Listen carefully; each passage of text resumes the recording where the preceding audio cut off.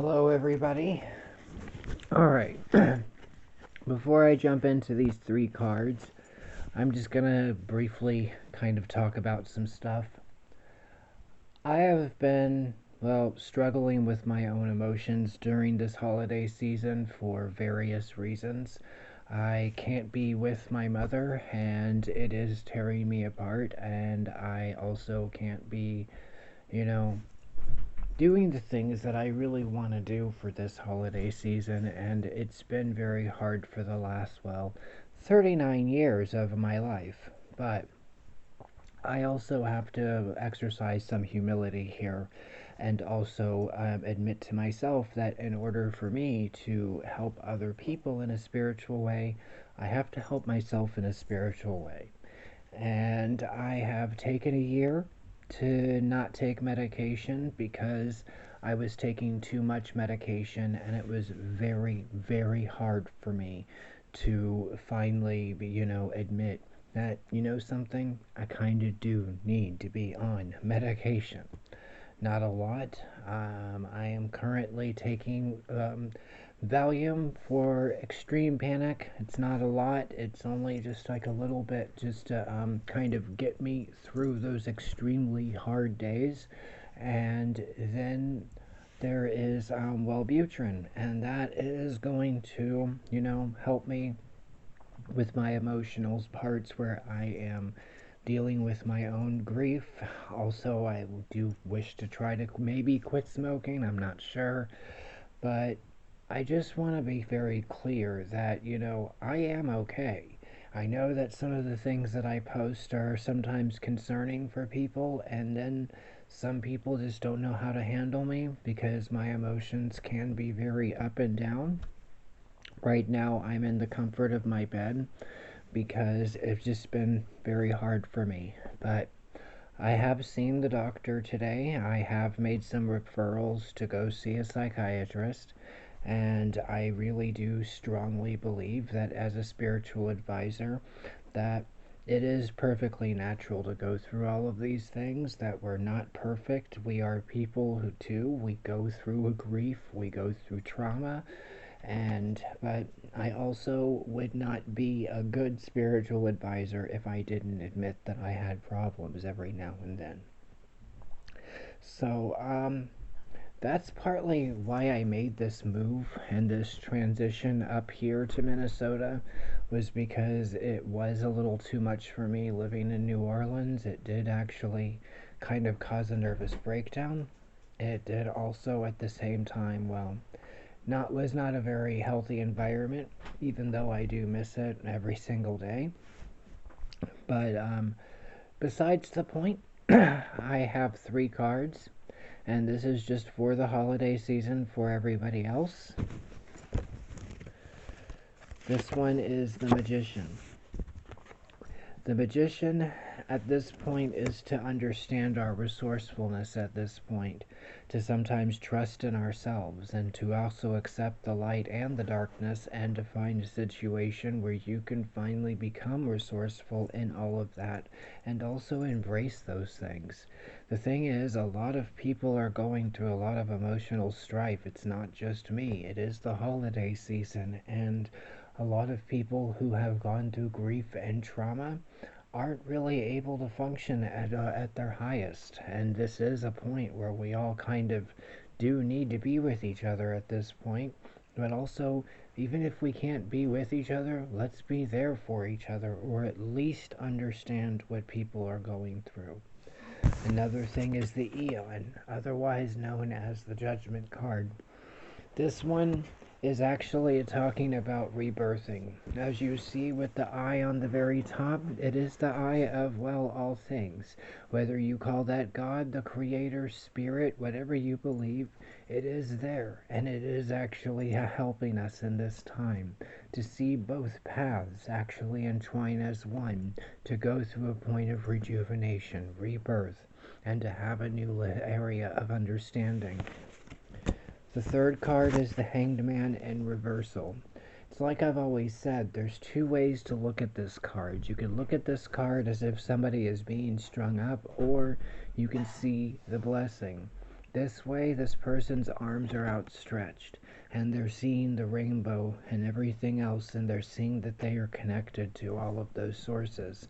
What that represents is time for transition and evolution. Sometimes we have to lay there in those emotions, and we do have to let everything just kind of flow.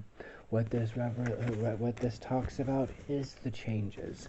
The same thing with all three. We're looking at with the magician again, understanding that connection with that light and that darkness. It's not misfortune. It's using all of those elements and finally actually becoming something with that you can have comfort with. So all of these three cards that I've chosen for this reading, all talking about that. Because the thing is, we are all going through it in one way, shape, or form. I personally have to become more mindful about what other people are also going through because I too am someone who can be very selfish. I can also only be thinking about myself sometimes, and it's really hard for me to be spiritual when I feel like I'm having some existential crisis or feeling like I'm not doing enough or feeling like I'm just going through a loop. So today I had to actually, admit that. And at first I got very defensive with the doctor because I'm very apprehensive, but she was also very understanding and we all worked on solutions. And, I even talked to, my other extended family today about this. And honestly, I'm feeling better about that because I know that people take it personally when I act like that. But for myself, I am taking care of myself, and I also know that I have, a spiritual family up here who are also going through some very similar emotional upheavals. And it's not necessarily anything that I can divulge because that's not my story, but it does kind of make me see that there is a lot more to this picture, and this is why we all need each other more. Us who are spiritual understand that this is going to be a very interesting next year. It's not going to be a very big love and light situation, so I'm not going to lie to you. The reason why we're all being tested is because we have to be stronger for whatever is coming. And I don't know what that is. Believe me when I say I predict things, I see things, and yes, they do come true. But this time, it's kind of drawing a blank.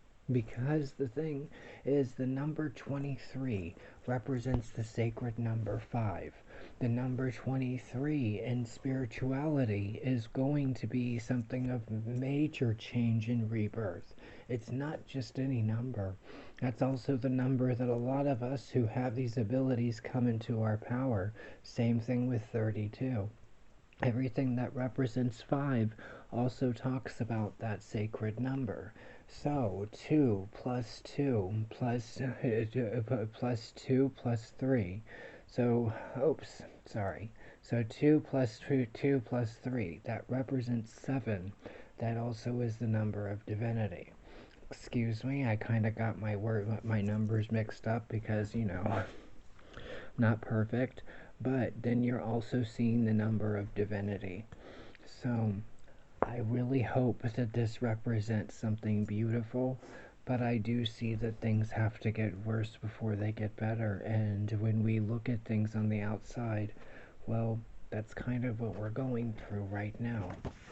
Another card that I just randomly pulled out was the Empress.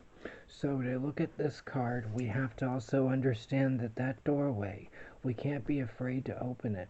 We're also seeing Lilith holding the snake and the scepter, standing on the crescent moon.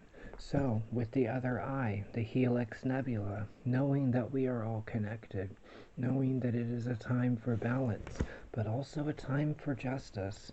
So, don't be afraid of these things. Don't be afraid to reach out to somebody, but also be mindful that when you're walking around and seeing people and you're running into that everyone is going through something. So, if you can't be empathetic, then at least, well, take a step back and take a look at your own behavior. I have to do that, and I really hope that others can do that as well. Again, with Lilith and the snake, we see the strength card. So looking at it from that point with the crescent moon, understand that that knowledge is actually our power, which represents our strength.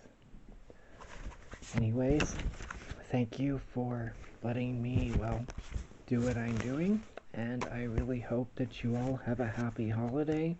Merry Christmas, Merry whatever you believe in, Happy Yule, Blessed Saturnalia, whatever it is. And just know that, we may not always be on our game, but, we do, at the end of the day, still have a job to do. And I still am here if you need me. Thank you.